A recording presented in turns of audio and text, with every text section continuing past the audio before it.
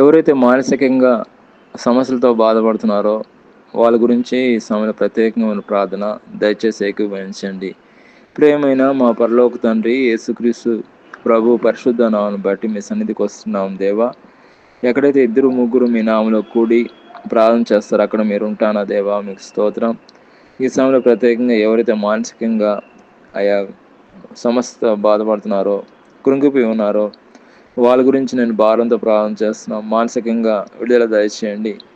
మీ యొక్క స్వస్థత విడుదల దయచేయండి. సమానంతో నింపండి, నెమ్మదితో నింపండి, ఆనందంతో నింపండి, ప్రత్యేకమైన కృపతో నింపండి, ప్రత్యేకమైన దయతో నింపండి. నాయన కనికరం చూపించండి. మానసిక సమస్య నుంచి విడిపించండి.